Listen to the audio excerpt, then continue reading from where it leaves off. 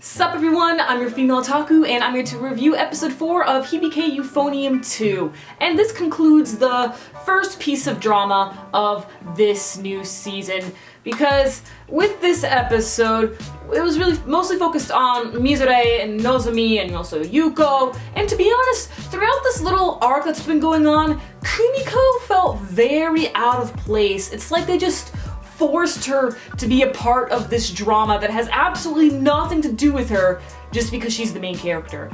And I felt like the role of the main character should have switched to someone else that was a part of the drama. Like, what's her face? I think her name is Kazuki? You know, she's the one with light brown hair who's friends with Nozomi. Her hair's like in a ponytail and stuff.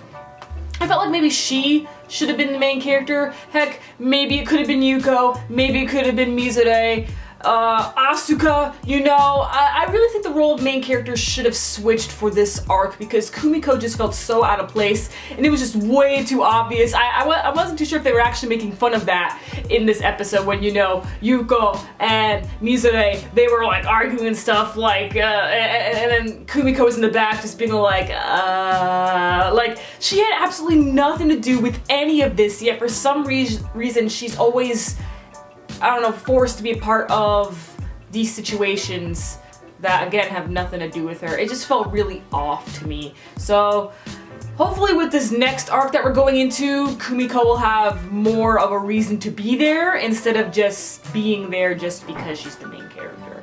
But anyway, moving on, the main deal with this episode, first, actually, before we get to the main part, is we get this quick scene with Mamiko, Kumiko's older sister. She just storms out of the room after an argument with their father.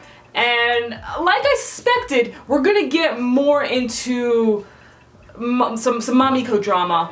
Like, they kind of hinted at it in episode 1, and it seems like they're hinting at it again. So I wonder what's going on with this. Like, why are we getting this drama in the first place? I don't know. I'm kind of interested though.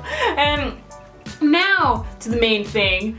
Mizure isn't putting her heart into it or putting any emotion into playing the oboe. Like, she loves playing the oboe, but there's no emotion or anything like that, just like what we discussed last week. And Mizure ends up seeing Nozomi and freaks out, storms out of the room, and Kumiko goes looking for her, then she finds her, and Mizure says that in the past, she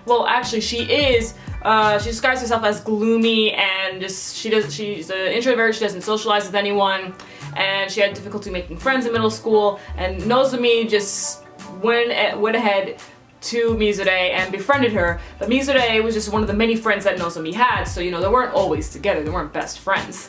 And because of Nozomi, Mizure decided to join concert band club and ended up finding a passion for playing the oboe. So when Nozomi wanted to quit, she didn't want to tell Mizure because she saw that Mizure had a passion and had some talent for playing the oboe and she didn't want to ruin that. So Nozomi decided to back off, and Mizure took it as she wasn't important enough to Nozomi to tell her that she quit. So that's why Mizure was kind of traumatized. That's how they described it, that she was traumatized. And so Yuko, she befriended Mizure, but Mizure never saw Yuko as a friend.